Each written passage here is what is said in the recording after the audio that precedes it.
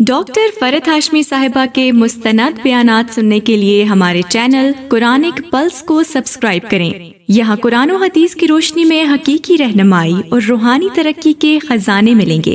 अभी जुड़ें और दीन को गहराई से समझें। नहमदुहु व नुसल्ली अला रसूलिहिल करीम, अम्मा बाद, फ़अऊज़ु बिल्लाहि मिनश शैतानिर रजीम, बिस्मिल्लाहिर रहमानिर रहीम, रब्बिश्रह ली सदरी व यस्सिर ली अमरी वहलुल उक़दतम मिन लिसानी यफ़क़हू क़ौली। आज हम पढ़ेंगे कुर्बानी का तरीका कि कुर्बानी कैसे की जाती। सबसे अहम बात यह कि नबी सल्लल्लाहु अलैहि वसल्लम के तरीके पर कुर्बानी होनी चाहिए। नबी सल्लल्लाहु अलैहि वसल्लम ने ईद उल अज़हा की नमाज के बाद खुतबा देते हुए फरमाया कि जिस शख्स ने हमारी नमाज की सी नमाज पढ़ी, नहीं जैसे हमने पढ़ी ऐसी ही नमाज पढ़ी और हमारी कुर्बानी की तरह कुर्बानी की, उसकी कुर्बानी सही हुई। तो इस मामले में भी हमें नबी सल्लल्लाहु अलैहि वसल्लम का इत्तिबा करना होगा, तब हमारी कुर्बानी इबादत का दर्जा करार पाएगी। अगर हमने इसमें खुद साख्ता तरीके इख्तियार किए तो दुरुस्त नहीं होंगे। आपने फरमाया और जिसने नमाज से पहले कुर्बानी की तो वो नमाज से पहले है, यानी सिर्फ गोश्त के लिए है और उसकी कुर्बानी नहीं होगी। दूसरी चीज ये कि खुद अपने हाथों से ज़िबा करना, यानी इस काम में जाती दिलचस्पी लेना जरूरी है। नबी सल्लल्लाहु अलैहि वसल्लम सींग वाले 2 चुतकुबरे मेंढों की कुर्बानी किया करते थे। चुतकुबरे का मतलब ये कि 2 रंगों के, और आप सल्लल्लाहु अलैहि वसल्लम अपना पाँव उनकी गर्दनों के ऊपर रखते थे, यानी पाँव के साथ सहारा देते थे। ये नहीं कि गर्दन पे पाँव रख के चढ़ जाते थे, ऐसा मतलब नहीं है। और उन्हें अपने हाथ से ज़िबा करते थे, यानी खुद ज़िबा किया करते थे। लेकिन इसका ये मतलब नहीं कि इंसान किसी दूसरे से मदद नहीं ले सकता। ज़िबा करते वक्त दूसरों से मदद भी ली जा सकती है। एक अंसारी सहाबी से मरवी है कि रसूलुल्लाह सल्लल्लाहु अलैहि वसल्लम ने कुर्बानी का जानवर ज़िबा करने के लिए पहलू के बल लिटाया तो एक आदमी से फरमाया कि कुर्बानी में मेरा हाथ बटाओ, यानी मेरी मदद करो जानवर को पकड़ने में, उसको लिटाने में, उसको ज़िबा करने में। चुनांचे उसने नबी सल्लल्लाहु अलैहि वसल्लम का हाथ बटाया, खुसूसन अगर गाय की कुर्बानी हो तो। फिर इसी तरह ये कि जो काम आपको उसमें से आता हो उसमें आगे बढ़कर दूसरों की मदद करनी चाहिए। रसूलुल्लाह सल्लल्लाहु अलैहि वसल्लम एक लड़के के करीब से गुजर रहे थे। वो बकरी की खाल उतार रहा था अकेला, तो आपने उससे फरमाया एक तरफ हो जाओ, मैं तुम्हें खाल उतारना सिखाता हूँ कि कैसे खाल उतारी जाती।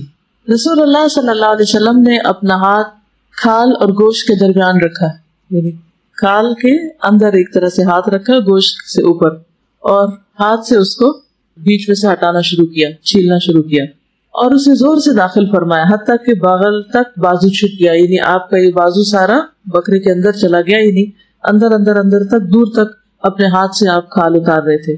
और फरमाया लड़के इस तरह खाल उतारा करो, और फिर आप चल दिए।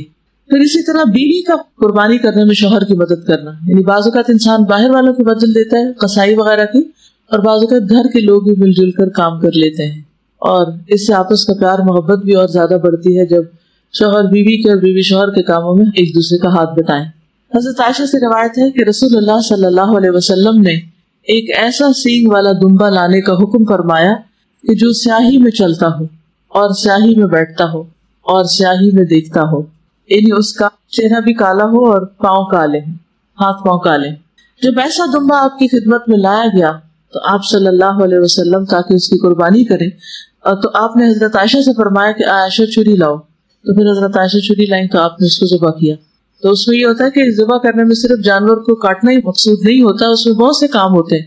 उसमें पानी वहाँ रखना होता है, जानवर को पहले पानी पिला लेते हैं, फिर जगह बनाते हैं, रस्सी वगैरह की बाजू का जरूरत होती है, और फिर काटने के बाद खून निकलता है तो उसको धोना, साफ करना, फिर झोल वगैरह होती है। झोल का पता ना, झोल किसको कहते हैं जी, उसकी ओझड़ी वगैरह, ठीक है, उसकी जो ओझड़ी और आंतें वगैरह नहीं अंदर से निकलती, ये झोल होती है, ठीक। तो उसको हटाना, इसी तरह बाजू के सिरी और पाए वगैरह अलग करके रख दिए जाते हैं। तो इसमें अगर अब्बू कुर्बानी कर रहे हैं और खाल उतार रहे हैं तो अम्मी साथ क्या कर सकती हैं, और बेटियां क्या कर सकती हैं, और बेटे क्या कर सकते हैं, और फिर उसके बाद इन्हीं सारे मिलके उसकी पूरी मैनेजमेंट कर लें, और फिर उसको अच्छे तरीके से जब गोश्त वगैरह कट जाए तो फिर उसकी पैकिंग और उसकी तकसीम, इस काम में भी शरीक होना चाहिए और बच्चों को भी उसमें शरीक करना चाहिए। सारी सुन्नत से मालूम हो जाते हैं, इसलिए कुछ ना कुछ घर में जरूर करना चाहिए। जैसे नबी सल्लल्लाहु अलैहि वसल्लम 2 मेंढे किया करते, तो आप अगर 2 कर रहे हैं तो एक दे दे और एक घर में कर ले। लेकिन इसको सेलिब्रेट करना एक तरह से اور اس پورے عمل میں شریک ہونا جو ہے، اس سے وہ روح آتی ہے انسان کے اندر. اگر وہ کہے نہیں میں تو گوشت کو ہاتھ نہیں لگاتی، اور تم میرے سامنے کٹا میں تو کھاؤں گی بھی نہیں، اور ہائے یہ بال کیسے ہیں اس کے، یہ دم بھی ہوتی ہے اس کی، اور یہ تو جھول ہے، اور اس طرح کے بہت سے نخرے کر کے عام طور پر لڑکیاں پیچھے ہٹ جاتی ہیں کام سے. تو یہ نہیں ہونا چاہیے. کچھ بھی ہو اس کو سنت سمجھ کر آگے بڑھنا ہے، ہاتھ لگانا ہے، تقسیم کرنا ہے، دینا ہے، اور اللہ کا شکر ادا کریں کہ آپ کے جسم صحیح سلامت ہے، آپ یہ سب کچھ ابھی کر سکتے ہیں، تو یہ کام کر لیں. اور ان سارے کاموں کے کرنے میں آپ کے دل میں خیال کیا ہونا چاہیے کہ سنت ابراہیمی کو زندہ کر رہے ہیں. وہ اللہ کے دوست تھے، ان کے طریقے کو فالو کرتے ہوئے شاید اللہ سبحانہ وتعالیٰ ہم سے محبت کرے. یعنی اللہ کی محبت میں یہ کام کرنا ہے. ٹھیک ہے، اس کو بوجھ سمجھ کے نہیں کرنا، مصیبت سمجھ کے نہیں کرنا، اور کام کرتے ہوئے بہت باتیں نہیں بنانی، یہ باتیں ہی نہیں کرتے چلے جانا. کچھ لوگوں کو میں نے دیکھا ہے کہ چاہے وہ کوئی بھی کام کر رہے ہوں وہ بولتے بہت ہیں. حتیٰ کہ آج مجھے کسی نے بتایا کہ وہ کسی کے غسل میں شریک تھی، آج کسی کی ڈیتھ ہو گئی، تو جو غسل دے رہی تھی مسلسل باتیں کیے جا رہی تھی. ہم دیکھیے کہ میت کو ہاتھ لگاتے وقت اس وقت انسان کو اپنی آخرت یاد کرنی چاہیے، اپنے آپ کو وہاں رکھ کے دیکھنا چاہیے. اس سے کئی اور سبق انسان کو مل سکتے ہیں کہ جس طرح میت اب اپنے لیے کچھ نہیں کر سکتی، ایک دن میں بھی اس ٹیبل پر یا اس چارپائی پر ہوں گی، اپنے لیے کچھ نہیں کر سکوں گی. میں اپنے لیے کیا چاہوں گی کہ مجھے کس طرح ہاتھ لگایا جائے، اسی طرح اس کو ہاتھ لگایا جائے. ان کے سبق ہو سکتے ہیں. اور اگر ہم صرف باتیں کرتے چلے جائیں تو غور و فکر کرنا کم ہو جاتا ہے، اور پھر استغفار کرنا اور اللہ کی یاد اور موت سے جو عبرت ہے وہ ختم ہو جاتی. تو ہر وقت نہیں بولتے. اس کا یہ مطلب یہ نہیں کہ ایسی چپ ساتھ لیتے ہیں کہ بالکل ہی نہیں بولتے، یعنی کہ آپ ضرور بات کریں، لیکن ایک ایسا شغل نہ لگا لیں کہ جس میں پھر روح چلی جائے، کسی ایکسٹریم پر نہ ہو. یعنی آپ بات بھی کریں اور خوشگوار ماحول بھی رکھیں، لیکن ٹو مچ ٹاکنگ نہ ہو. اس میں سے جو چیزیں سمجھ میں آ رہی ہوں، جو سبق نکل رہے ہوں، ان کو ضرور آپس میں ایک دوسرے سے شیئر کریں. اور ہو سکے تو تھوڑا سا یعنی گوشت، خون، ان سارے جو اعضاء ہیں، ان کی فنکشننگ ہے، ان کی جو حقیقت ہے، اس کے بارے میں کچھ پڑھ بھی لیں.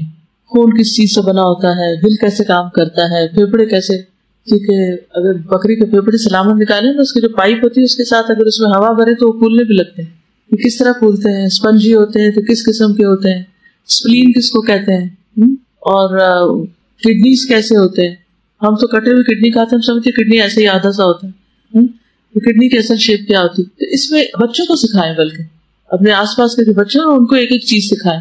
وینز کون سی ہیں، آرٹریز کون سی ہیں، اور اس میں، اور یہ سب کچھ کیا ہوگا، اللہ کی تخلیق پر غور کرنا ہوگا کہ گوشت ہڈیوں کے ساتھ کیسے جڑا ہوا ہے. جی اسی طرح ایک عید تھی اور بکرا ذبح کیا گیا تھا، تو ان دنوں میں میٹرک میں تھی اور میں کڈنی کے بارے میں پڑھی تھی. پاپا کو کہا کہ مجھے سمجھایا، مجھے سمجھ نہیں آ رہی. تو جب وہ ذبح کیا گیا تو پاپا نے تب مجھے بلایا اور اس کا کڈنی کٹا ہوا تھا، ادھر سے مجھے سمجھایا. اس کے بعد میں کبھی نہیں بھولا اور وہ مجھے ابھی بھی یاد آتا ہے. اچھا اس کے ایسے یعنی یہ ساری چیزیں بھی سیکھنے کی. ٹھیک ہے ہماری باڈی بالکل اس طرح کی تو نہیں، لیکن کافی حد تک ملتی جلتی بھی ہے، بہت سے اعضاء ملتے جلتے بھی ہیں. تو ان اعضاء کو دیکھ کر ہم اپنے بچوں کو بہت کچھ سکھا بھی سکتے ہیں. تو مومن کا ہر کام بامقصد ہوتا ہے، صرف شغل نہیں ہوتا، صرف سیلیبریشن نہیں ہوتی، ہر چیز بامقصد. پھر اگر عورت اپنے ہاتھ سے قربانی کر رہی ہے تو بھی ٹھیک ہے، اگر اتنی ہمت ہے، اتنی طاقت ہے. اور پھر اپنی بیٹیوں کو بھی شریک کرنا. ابو موسیٰ اشعری رضی اللہ عنہ نے اپنی بیٹیوں سے کہا کہ اپنی قربانی وہ اپنے ہاتھ سے ہی ذبح کریں، اپنا اپنا کام خود کریں. اس سے دو باتیں پتہ چلتی ہیں. ایک تو یہ کہ بیٹیوں کی قربانی الگ تھی، انہوں نے اپنی اپنی بھی کی، اور دوسرے یہ ہے کہ انہوں نے اپنے ہاتھ سے کی. پھر قربانی کرنے کے لیے جگہ مقرر کرنا. عبداللہ ابن عمر رضی اللہ عنہ قربانی کرنے کی جگہ قربانی کرتے تھے. پھر عیدگاہ میں قربانی کرنا. نافع کہتے ہیں کہ عبداللہ بن عمر نے بتایا کہ رسول اللہ صلی اللہ علیہ وسلم عیدگاہ میں قربانی کیا کرتے تھے، یعنی جہاں نماز پڑھتے تھے وہیں کھلے میدان میں قربانیاں کی جاتی تھی. اس کا ایک فائدہ یہ بھی ہے کہ اگر میدان کچا ہو تو قربانی کرنے کے بعد اس کی جو خون وغیرہ ہے اس کو زمین کھود کے اس کے اندر سب کچھ دفن کیا جا سکتا ہے، اور اس طرح کسی قسم کا تعفن نہیں پھیلتا جو عموماً ہمارے شہروں میں پھیل جاتا ہے. جب ہر شخص اپنی قربانی کر کے جھول وغیرہ کو اپنے دروازے میں باہر رکھ دیتا ہے. اب ذبح کرنے کی شرائط کیا ہے؟ اچھے طریقے سے ذبح کرنے کے لیے چند شروط کا ہونا ضروری ہے. ذبح کرنے والے کا اہلیت والا ہونا، یا وہ مسلمان ہو یا اہل کتاب میں سے ہو، کیونکہ اہل کتاب کا ذبیحہ بھی کھایا جا سکتا ہے. لیکن اگر بت پرست ہو تو اس کا ذبیحہ نہیں کھا سکتے. یعنی اگر آپ کسائی بلا رہے ہیں تو وہ مسلم ہونا چاہیے, نمازی ہونا چاہیے, یا پھر اہل کتاب میں سے ہونا چاہیے. اسی نماز مسلمان ہونے کے لیے شرط ہے نا, تو آپ ضرور کسائی سے پوچھیں نماز پڑھتا کہ نہیں. اسی طرح مرتد کا ذبیحہ بھی جائز نہیں, کہ ایک شخص سو کالڈ مسلم ہے لیکن وہ اسلام کے خلاف باتیں کرتا ہے, نبی صلی اللہ علیہ وسلم کا مذاق اڑاتا ہے, یا دین کی چیزوں کا مذاق اڑاتا ہے, تو اس سے بھی ہوشیار رہیں. اور یہ نمازی کی شرط جو ہے یہ امام نبوی نے لگائی ہے, الاربعین النوویہ والے جو ہیں.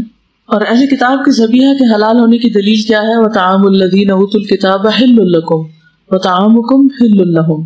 اہل کتاب کا کھانا تمہارے لیے حلال اور تمہارا کھانا ان کے لیے.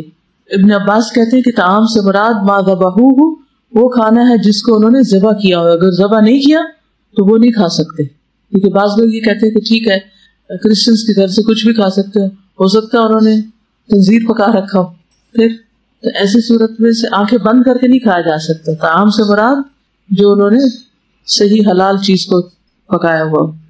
پھر اسی طرح ذبح کرنے والے کا آلہ درست ہونا چاہیے, یعنی چھری شارپ ہونی چاہیے. اور چھری جو ہے وہ لوہے کی بھی ہو سکتی ہے, چاندی کی بھی ہو سکتی ہے, سونے کی بھی ہو سکتی ہے. اسی طرح کسی ایسی لکڑی کی بھی ہو سکتی ہے کہ جس سے کٹائی ہو سکتی, کیونکہ بعض اوقات لوہے کی چھری میسر نہیں ہوتی, لیکن شرط یہ ہے کہ وہ تیز ہو. دانت اور ناخن کے علاوہ جو چیز جانور کا خون بہا دے, دانت اور ناخن, اور اس پر اللہ کا نام بھی لیا گیا ہو, اسے کھایا جا سکتا ہے. ما انہر الدم وذکر اسم اللہ علیہ فکلوہ. تو چھری کی دھار کو تیز کرنا لازم ہے, کیونکہ اس سے ذبیحہ کے لیے آسانی ہوتی. اگر کوئی ذبح کرنے والا کسی ایسی چیز سے ذبح کر رہا ہے جس سے جانور کو بہت تکلیف ہو رہی ہے, تو ذبح کرنے والا گناہگار ہوگا. ایسا کرنا ظلم ہے, تو چھری کو اچھی طرح تیز کرنا چاہیے. اسی طرح جانور کے سامنے چھری نہیں تیز کرنی چاہیے. عبداللہ ابن عباس کہتے ہیں کہ رسول اللہ صلی اللہ علیہ وسلم ایک آدمی کے پاس سے گزرے جو اپنا پاؤں بکری کے پہلو پر رکھ کر چھری تیز کر رہا تھا. یعنی بکری لٹائی ہوئی تھی اور اس کے منہ کے سامنے چھری تیز ہو رہی تھی, اور وہ اسے کنکھیوں سے دیکھ رہی تھی. یعنی بکری دیکھ رہی تھی کہ چھری تیز ہو رہی. آپ نے فرمایا یہ کام پہلے کیوں نہیں کیا؟ کیا تو اسے 2 دفعہ ذبح کرنا چاہتا ہے؟ یعنی یہ بیچاری دیکھ رہی ہے کہ ذبح ہونے والی ہے, اور پھر اس کے بعد تم اسے ذبح کرو گے, تو یہ طریقہ ٹھیک نہیں. اسی طرح ایک جانور کے سامنے دوسرا جانور ذبح نہیں کرنا چاہیے. ابن قدامہ کہتے ہیں کہ ایسا کرنا مکروہ ہے, کہ ایک بکری ذبح ہو رہی ہو اور دوسری اس کو دیکھ رہی ہو. ذبح کرتے ہوئے رحم کرنا چاہیے, یعنی اس وقت اپنے آپ کو بھی کام ڈاؤن رکھنا چاہیے اور پیار سے کرنا چاہیے. نبی صلی اللہ علیہ وسلم نے فرمایا جس نے رحم کیا, اگرچہ چڑیا کو ذبح کرنے کا معاملہ ہو, اللہ تعالیٰ روز قیامت اس پر رحم فرمائے گا. ارحموا من فی الارض یرحمکم من فی السماء. زمین والوں پہ تم رحم کرو, آسمان والا تم پر رحم کرے گا. ہر ایک کے ساتھ رحمت کا معاملہ. تو احسن طریقے سے جانور کو راحت پہنچاتے ہوئے عمدہ طریقے سے ذبح کرنا چاہیے. صحیح مسلم کی روایت ہے, ان اللہ کتب الاحسان علی کل شیء. بے شک اللہ نے ہر چیز پر احسان کو واجب کیا ہے. فاذا قتلتم فاحسنوا القتلۃ. پھر جب تم قتل کرو تو اچھی طرح قتل کرو, یعنی اچھے طریقے سے کرو. وَإِذَا ذَبَحْتُمْ فَأَحْسِنُوا الذَّبْحَ. اور اگر تم ذبح کرو تو احسان کے ساتھ ذبح کرو, عمدہ طریقے سے ذبح کرو. وَلْيُحِدَّ أَحَدُكُمْ شَفْرَتَهُ. چاہیے کہ تم میں سے ایک اپنی چھری تیز کر لے. فَلْيُرِحْ ذَبِيحَتَهُ. اور اپنے ذبیحے کو راحت پہنچائے, آرام دے. تو کیسے آرام پہنچایا جا سکتا ہے؟ اب انشاءاللہ ایک شارٹ کلپ بھی آپ کو دکھائیں گے کہ کیسے جانوروں کو ذبح کیا جا رہا ہے اور کس طرح ان کو آرام پہنچایا جا رہا ہے. جی شاباش. آرام پہنچانے میں سب سے پہلی بات یہ ہے کہ چھری تیز ہونی چاہیے. دوسرا یہ کہ طریقہ پہلے سے ہی آنا چاہیے, طریقہ سیکھا ہوا ہونا چاہیے. یہ نہیں کہ چھری چلانے کے بعد پتہ چلے کہ غلط جگہ چھری چلائی ہے اور پھر اس کے بعد ایک اور جگہ ذبح آزمائی شروع کر دی جائے, یہ درست نہیں. اور اسی طرح چھری کے ساتھ گھر گھر نہ کرتا جائے انسان, بلکہ تیزی کے ساتھ ذبح کرے. گھر گھر کرنا کہ یعنی اس کو کر کے چھوٹے سے کٹ لگا کے جس سے بہت زیادہ دیر لگ جائے. تیز چھری ہو اور ایک بار میں ہی کام تمام ہو جائے, تو اس سے اس کی شارہ کٹ جاتی ہے اور اس کی سینسز ختم ہو جاتے ہیں, بکری آرام میں آ جاتی. اب اس کا خون نکلے, وہ تڑپے, بکری کو کوئی تکلیف نہیں, بس اس کی تکلیف صرف اتنی جتنی دیر میں اس کا گلا کٹا, بس بات ختم. وہ ہمیں دیکھ کے لگ رہا ہوتا ہے کہ ہائی اس کو بہت تکلیف ہو رہی, لیکن نہیں. جب شارہ کا رابطہ جسم سے کٹ جاتا ہے تو وہ تکلیف کا سلسلہ ختم ہو جاتا ہے, کیونکہ ہر قسم کی درد اور پین ہمارے نروس سسٹم کے ساتھ منسلک ہے. جب کسی بھی جسم کے حصے کا, کسی بھی رگ کا سلسلہ وہاں سے منقطع ہوتا ہے تو آپ دیکھیں گے کہ آپ زندہ بھی ہوتے ہیں. اگر مثلا ہاتھ میں سے کوئی ایسی چیز ہوگی تو آپ کے ہاتھ کو بھی کچھ محسوس نہیں ہوگا, آپ کو کتنی بڑی چوٹ لگ جائے. ٹھیک. پھر اسی طرح ذبح کرتے ہوئے جانور کے چاروں پاؤں آزاد رکھے جائیں, چاروں پاؤں کھلے ہوں, رسی نہ بندھی ہو. کیوں؟ کیونکہ جب جان نکل رہی ہوگی تو وہ تڑپے گا, ہاتھ پاؤں مارے گا, اور اگر ہاتھ پاؤں بندھے ہوئے تو اس کے لیے آرام کی بات نہیں ہے. یعنی شروع میں لٹاتے وقت اگر آپ صحیح طریقے سے لٹائیں گے تو آپ دیکھیں گے کہ انشاءاللہ آپ کو ضرورت نہیں پیش آئے گی کہ آپ ان کے پاؤں پکڑے. لیکن اگر کسی وجہ سے پکڑے بھی ہیں تو جو ہی چھری پھر جائے تو پاؤں چھوڑ دیں. بعض لوگ بکری کو لٹا کے اوپر بیٹھ جاتے ہیں, یہ بھی بڑا ظلم ہے. بعض لوگ ہاتھ پاؤں پکڑ کے رکھتے ہیں, بعض اس کی بائیں ٹانگ کو مروڑ کر گردن کے پیچھے رکھتے ہیں. یہ بھی آپ نے دیکھا ہوگا, یہ بھی اذیت دینے والا طریقہ ہے. تو جانوروں کے ہاتھ پاؤں باندھ کر ذبح کرنے کی مذمت کی گئی ہے, ممانعت کی گئی ہے. رسول اللہ صلی اللہ علیہ وسلم نے منع فرمایا کہ جانوروں کو باندھا جائے اور قتل کیا جائے. پھر اسی طرح بسم اللہ اللہ اکبر پڑھ کر تکبیر کہہ کے ذبح کرنا چاہیے, کیونکہ اس سے جانور حلال ہوتا ہے. اگر اللہ کا نام نہ لیا جائے تو قرآن مجید میں کیا آتا ہے, وَلَا تَأْكُلُوا مِمَّا لَمْ يُذْكَرِ اسْمُ اللَّهِ عَلَيْهِ, وہ چیز نہ کھاؤ جس پر اللہ کا نام نہ لیا گیا ہو. حدیث میں آتا ہے, صحیح بخاری کی روایت ہے, مَا أَنْهَرَ الدَّمَ وَذُكِرَ اسْمُ اللَّهِ عَلَيْهِ فَكُلْ, جو چیز خون بہا دے اور ذبح کرتے وقت اس پر اللہ تعالیٰ کا نام بھی لیا گیا ہو تو اس کا گوشت کھانا حلال ہے. دو بڑی شرائط ہیں ذبح کی, ایک خون بہانا اور دوسرا بسم اللہ پڑھنا. مَا أَنْهَرَ الدَّمَ, جس کا خون بہ جائے, وَذُكِرَ اسْمُ اللَّهِ عَلَيْهِ, اور اس پر بسم اللہ پڑھی جائے تو وہ جانور حلال ہے. اور جس پر نام نہ پڑھا جائے اس کو کیا کہا, وَإِنَّهُ لَفِسْقٌ, سورۃ الانعام کی 121 آیت ہے کہ بلا شبہ یقیناً یہ سراسر نافرمانی ہے, یہ گناہ کا کام ہے. تو جانور کا خون بہانا یعنی اس کی رگیں وہاں سے کاٹی جائیں جس سے اس کا خون باہر نکل آئے, کیونکہ اگر خون اندر ہی رہ جائے گا تو وہ نقصان دہ ہو جائے گا. اسی لیے رگوں کو کاٹنا لازمی ہے جس سے خون بہے. یہ 4 چیزیں کٹے گی, کھانے کی نالی, سانس کی نالی اور 2 رگیں, کیونکہ اس سے جانور بالکل پاکیزہ ہو جاتا ہے, صاف ستھرا ہو جاتا ہے, سب خون باہر آ جاتا ہے. جہاں جانور کی وہ 2 رگیں نہ کاٹی گئے اس کو شیطان کا ذبیحہ نبی صلی اللہ علیہ وسلم نے قرار دیا. اونٹ کو بٹھا کے نہر نہ کیا جائے, اونٹ کو کھڑا کر کے نہر کیا جائے, یعنی ذبح کیا جائے, کیونکہ نبی صلی اللہ علیہ وسلم کا طریقہ یہی تھا. زیاد بن جبیر کہتے ہیں کہ میں نے دیکھا کہ عبداللہ بن عمر ایک شخص کے پاس آئے جو اپنا اونٹ بٹھا کر نہر کر رہا تھا. عبداللہ نے فرمایا اسے کھڑا کرو اور باندھو پھر نہر کرو, یہی رسول اللہ صلی اللہ علیہ وسلم کی سنت ہے. تو اللہ نے اس سنت کی یاد میں جو کچھ ہمارے لیے چھوڑا وہ بھی ٹوٹلی سبمٹ کرتے ہیں. ہمیں ہینڈل نہیں کرنا آتا, ہمیں نہ انسانوں کو ہینڈل کرنا ہوتا نہ جانوروں کو ہینڈل کرنا ہوتا. ہر چیز کو ہم قوت سے, سختی سے, زبردستی سے, جبر سے منانا چاہتے ہیں. اب اس میں صرف ایک ہی کام باقی رہ جائے گا کہ چھری پھیر دی جائے, دیٹس اٹ. کوئی پاؤں نہیں پکڑے ہوئے, کوئی کچھ نہیں, اس کی آنکھیں بھی بند کر لی تاکہ اس کو نظر نہ آئے. ہینڈل نہیں کرنا آتا.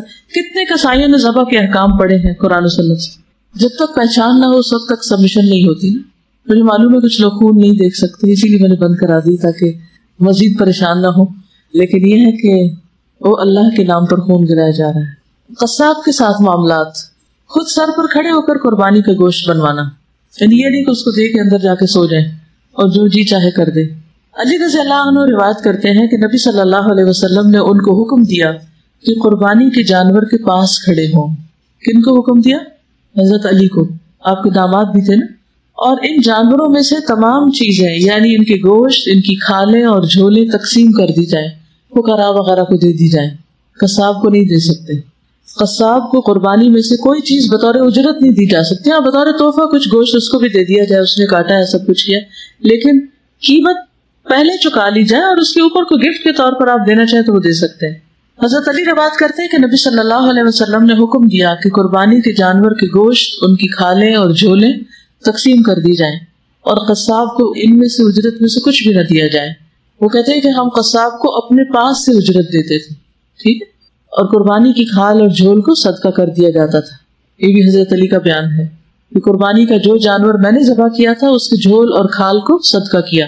نبی صلی اللہ علیہ وسلم نے فرمایا جس نے اپنی قربانی کی کھال فروخت کی اس کی قربانی نہیں ہوئی.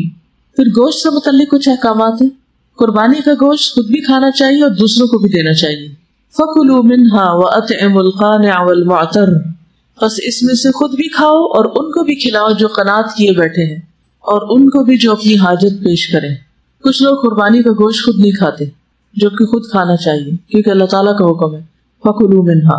رسول اللہ صلی اللہ علیہ وسلم نے عید الاضحیٰ کے دن روزہ رکھنے سے منع کیا ہے، یعنی کھانا لازم ہے اس دن روزے کا ثواب نہیں ہوگا، نافرمانی ہوگا روزہ. پھر قربانی کا گوشت پکوانا. رسول اللہ صلی اللہ علیہ وسلم کے آزاد کردہ غلام ثوبان سے روایت ہے کہ رسول اللہ صلی اللہ علیہ وسلم نے مجھے حجۃ الوداع کے موقع پر فرمایا یہ گوشت پکاؤ. ثوبان کہتے ہیں میں نے اس گوشت کو پکا کر رکھا، آپ مدینہ پہنچنے تک اس میں سے کھاتے رہے. 8 دن سفر میں لگے شاید، تو اس سارے عرصے میں راستے میں بھی کھاتے رہے. اس طرح پکایا گیا ہوگا کہ وہ خراب نہ ہو، یعنی کئی دن تک کھا سکتے ہیں، رکھ بھی سکتے ہیں، فریز بھی کر سکتے ہیں، اس کا شوربہ بنا کے پی سکتے ہیں، اس کے جتنی بھی ریسیپیز آپ کو آتی ہیں ان سب کو ٹرائی کر سکتے ہیں. کچھ بھی کھانا اس میں سے منع نہیں، لیکن یہ نہ کرے کہ لیگز اپنے لیے رکھ کے ان کو روسٹ کروا لے اور باقی جو ہیں جو آگے پیچھے کا ہے وہ ربز وغیرہ وہ تقسیم کر دیں. جو قربانی کا گوشت ہے اس کے سب کے برابر ٹکڑے ہونے چاہیے. اللہ یہ کہ اگر آپ اپنے خاندان والوں کو، گھر والوں کو سب کو جمع کر کے کھا پی رہے ہیں تو پورا بکرا اگر گھر میں دعوت میں کھلایا جا رہا ہے تو اس میں کوئی حرج نہیں، پھر جیسے بھی چاہیں پکائیں. لیکن تقسیم کرتے وقت یہ نہیں کرنا چاہیے کہ اچھا گوشت خود رکھ لیا جائے اور ایسا ویسا بس غریبوں کو دے دیا جائے. رسول اللہ صلی اللہ علیہ وسلم نے 63 اونٹ اپنے ہاتھ سے نہر کیے، پھر حضرت علی کے سپرد کر دیے، اور جو بچ گئے تھے وہ انہوں نے نہر کر دیے. 100 اونٹ قربان کیے تھے آپ نے حضرت علی کو اپنی قربانیوں میں شریک فرمایا. ذبح سے فارغ ہونے کے بعد آپ نے ہر قربانی سے گوشت کا ایک ایک ٹکڑا لانے کا حکم دیا. 63 جانوروں سے ہر ایک کی ایک ایک بوٹی لانے کا حکم دیا. انہیں ہنڈیاں میں ڈال کر پکایا گیا، بڑی ہوگی ہنڈیاں بھی. پھر رسول اللہ صلی اللہ علیہ وسلم، حضرت علی دونوں نے قربانیوں کا گوشت کھایا اور شوربہ بھی پیا، اور پھر جو ثوبان نے پکایا تھا وہ ساتھ بھی لے گئے اور رستے میں بھی کھایا. نبی صلی اللہ علیہ وسلم خود اپنے ہاتھ سے گوشت تقسیم بھی کیا کرتے تھے. عبداللہ بن زید بن عبد ربی رضی اللہ عنہ سے مروی ہے کہ وہ اور ایک اور آدمی منا کے میدان میں نبی صلی اللہ علیہ وسلم کے پاس حاضر ہوئے. اس وقت نبی صلی اللہ علیہ وسلم قربانی کا گوشت تقسیم کر رہے تھے. اور تقسیم میں ایک تو رشتہ داروں وغیرہ کو دینا ہوتا ہے، یعنی گفٹ کے طور پر دینا، اور ایک صدقہ کرنا بھی ہوتا ہے، یعنی غریبوں کو دینا. آپ نے فرمایا خود کھاؤ، ذخیرہ کر لو اور صدقہ کرو، یعنی 3 حصے بن جاتے ہیں ایک طرح سے. فَكُلُوا وَادَّخِرُوا وَتَصَدَّقُوا، یہ 3 الفاظ آتے ہیں صحیح مسلم میں. پھر قربانی کے جو جانور ہیں جیسے اونٹ وغیرہ ہیں، ان کے بارے میں قرآن مجید میں آتا ہے وَالْبُدْنَ جَعَلْنَاهَا لَكُم مِّن شَعَائِرِ اللَّهِ لَكُم فِيهَا خَيْرٌ فَاذْكُرُوا اسْمَ اللَّهِ عَلَيْهَا صَوَافَّ فَإِذَا وَجَبَتْ جُنُوبُهَا فَكُلُوا مِنْهَا وَأَطْعِمُوا الْقَانِعَ وَالْمُعْتَرَّ كَذَلِكَ سَخَّرْنَاهَا لَكُمْ لَعَلَّكُمْ تَشْكُرُونَ. اور قربانی کے بڑے جانور ہم نے انہیں تمہارے لیے اللہ کی نشانیوں میں سے بنایا ہے، تمہارے لیے ان میں بڑی خیر ہے، سو ان پر اللہ کا نام لو اس حال میں کہ گھٹنا بندھے کھڑے ہوں. ثواب کا ایک معنی صف میں اور ایک کیا گھٹنا بندھے ہوئے، جیسے اونٹ کو ایک گھٹنا باندھ دیا جاتا تھا کہ وہ بھاگ نہ سکے. پھر جب ان کے پہلو گر پڑے تو ان میں سے خود بھی کھاؤ اور قناعت کرنے والوں کو بھی کھلاؤ، جو سوال نہیں بھی کرتے ان تک بھی پہنچاؤ. کچھ تو ایسا تھا فقیر خود ہی آ جاتے ہیں، لیکن کچھ لوگ گھروں میں ہوتے نہیں مانگتے، تو ان کو بھی دینا ضروری ہے. اس طرح ہم نے انہیں تمہارے لیے مسخر کر دیا تاکہ تم شکر ادا کرو. یہ سورۃ الحج کی آیت نمبر 36 ہے. پھر سورۃ الحج 28-29 میں بھی فرمایا کہ وَيَذْكُرُ اسْمَ اللَّهِ فِي أَيَّامٍ مَّعْلُومَاتٍ عَلَىٰ مَا رَزَقَهُم مِّن بَهِيمَةِ الْأَنْعَامِ فَكُلُوا مِنْهَا وَأَطْعِمُوا الْبَائِسَ الْفَقِيرَ. اس میں بھی کیا ہے کلوا منها، خود کھاؤ اور اطعموا کھلاؤ، کس کو؟ البائس الفقیر، تنگ دست محتاج کو. پھر اسی طرح لوگوں کا جب جمگٹا ہو جائے تو پھر تقسیم کر دینا چاہیے سارا کچھ. نبی صلی اللہ علیہ وسلم کے دور میں ایک مرتبہ قربانی کے دن ایک قافلہ آ گیا تو آپ نے فرمایا 3 روز تک کا گوشت رکھو، باقی جو بچے صدقہ کرو، یعنی بہت زیادہ اپنے لیے مت رکھو، صرف 3 دن تک جو کھا سکتے ہو بس وہ رکھو. تو آپ نے لوگوں کے ہجوم کی وجہ سے، ضرورت مندوں کی کثرت کی وجہ سے قربانی کا گوشت ذخیرہ کرنے سے منع کر دیا، اسے تقسیم کرنے کا حکم دیا، اگرچہ بعد میں اس کی اجازت دے دی تھی رکھنے کی. مثلا اگر اس سال سیلاب ہے اور سیلاب زدگان کو زیادہ ضرورت ہے تو پھر وہاں زیادہ دے دینا چاہیے اور خود کم کھانا چاہیے، اپنے ذخیرہ کرنے کے لیے کم رکھنا چاہیے. اسی طرح اگر آس پاس بھوک اور مفلسی ہو، غربت ہو، فقر ہو، تو اس صورت میں قربانی کا گوشت ذخیرہ نہیں کرنا چاہیے، اپنے فریزرز میں نہیں رکھنا چاہیے. سلمہ بن الاکوع نے بیان کیا ہے کہ نبی صلی اللہ علیہ وسلم نے فرمایا جس نے تم میں سے قربانی کی تو تیسرے دن وہ اس حالت میں صبح کرے کہ اس کے گھر میں قربانی کے گوشت میں سے کچھ بھی بچا ہوا نہ ہو. یہ کس صورت میں؟ جب غریب فقیر بہت ہو. دوسرے سال صحابہ نے عرض کیا یا رسول اللہ کیا ہم اس سال بھی وہی کریں جو پچھلے سال کیا تھا کہ 3 دن تک بس قربانی کا گوشت رکھیں؟ آپ نے فرمایا کہ اب کھاؤ، کھلاؤ اور جمع کرو، کیونکہ اب اس سال اس طرح لینے والے لوگ نہیں ہیں۔ تو حالات کے بدلتے ہوئے احکام بھی بدل گئے۔ فرمایا پچھلے سال تو چونکہ لوگ تنگی میں مبتلا تھے، اس لیے میں نے چاہا کہ تم لوگوں کی مشکلات میں ان کی مدد کرو، اور اس سال وہ تنگی نہیں ہے، تو اس لیے کھا بھی سکتے ہو، دے بھی سکتے ہو، اور اس کے ساتھ ساتھ ذخیرہ بھی کر سکتے ہو۔ جابر بن عبداللہ کہتے ہیں کہ ہم اپنی قربانی کا گوشت منا کے بعد 3 دن سے زیادہ نہیں کھاتے تھے، تو نبی صلی اللہ علیہ وسلم نے ہمیں اجازت دے دی اور فرمایا کہ کھاؤ اور توشے کے طور پر ساتھ بھی لے جاؤ۔ چنانچہ ہم نے کھایا اور زاد راہ کے لیے بھی رکھا۔ ابو سعید خدری سے مروی ہے کہ نبی صلی اللہ علیہ وسلم نے ہمیں 3 دن سے زیادہ قربانی کا گوشت کھانے سے منع کیا۔ ایک مرتبہ میں کسی سفر پر چلا گیا، جب واپس آیا تو بقرعید کو بھی کچھ دن گزرے تھے، تو میری بیوی گوشت میں پکے ہوئے چکندر لے کر آئی۔ میں نے پوچھا یہ گوشت کہاں سے آیا؟ اس نے بتایا کہ قربانی کا ہے۔ میں نے کہا کہ نبی صلی اللہ علیہ وسلم نے تو ہمیں 3 دن سے زیادہ کھانے سے منع فرمایا تھا۔ تو میری بیوی نے کہا کہ آپ نے اس کے بعد اجازت دے دی تھی۔ تو میں نے اس کی بات نہ مانی اور اپنے بھائی قتادہ بن نعمان کو بھیجا، جو ایک بدری صحابی تھے، کہ وہ نبی صلی اللہ علیہ وسلم سے یا کسی شخص سے مسئلہ پوچھ کر آئے۔ تو جب وہ کسی سے پوچھ کر آئے تو انہوں نے کہا کہ جو تمہاری بیوی نے کہا وہ صحیح کہا ہے، نبی صلی اللہ علیہ وسلم نے مسلمانوں کو اس کی اجازت دے دی تھی۔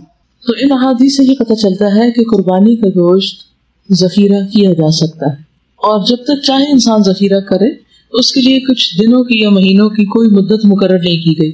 برائدہ اپنے والد سے روایت کرتے ہیں کہ رسول اللہ صلی اللہ علیہ وسلم نے فرمایا، میں نے تمہیں قبروں کی زیارت سے منع کیا تھا، قبرستان جانے سے منع کیا تھا، اب تم ان کی زیارت کیا کرو، یعنی اپنی عبرت کے لیے جایا کرو، اور میں نے تمہیں 3 دن سے اوپر قربانیوں کے گوشت رکھنے سے منع کیا تھا، اب تم جب تک چاہو رکھ سکتے۔ تو اس حدیث سے بھی پتہ چلتا ہے کہ وقتی طور پر ممانعت کی گئی تھی اور اس کے بعد اجازت دے دی گئی، اور آج بھی اگر وہ حالات پیدا ہو جائیں جو ممانعت کے وقت کے تھے تو پھر ہم خود سے خود اپنے لیے ممانعت کر لیں۔ عابس کہتے ہیں کہ میں نے حضرت عائشہ رضی اللہ تعالیٰ عنہا سے پوچھا، کیا نبی صلی اللہ علیہ وسلم نے 3 دن سے زیادہ قربانی کا گوشت کھانے سے منع کیا تھا؟ تو انہوں نے کہا کہ نبی صلی اللہ علیہ وسلم نے ایسا کبھی نہیں کیا، صرف 1 سال اس کا حکم دیا گیا تھا، جس سال قحط پڑا تھا۔ تو نبی صلی اللہ علیہ وسلم نے چاہا کہ جو مال والے ہیں وہ گوشت محفوظ رکھنے کی بجائے محتاجوں کو کھلا دیں، اور ہم بکری کے پائے محفوظ رکھ لیتے تھے اور ہم اسے 15 دن بعد کھاتے تھے۔ ان سے پوچھا گیا کہ ایسا کرنے کی کیا مجبوری تھی، 15 دن تک آپ لٹکائے رکھتے؟ اس پر ام المومنین ہنس پڑی، فرمایا آل محمد نے صلی اللہ علیہ وسلم سالن کے ساتھ گیہوں کی روٹی 3 دن تک برابر کبھی نہیں کھائی، یہاں تک کہ آپ اللہ سے جا ملے۔ یعنی ہمارے پاس ہوتا ہی کب تھا کہ قربانی کا موقع ایسا ہوتا تھا کہ جس میں ہم اس کو کچھ زیادہ دن تک لے چلتے تھے۔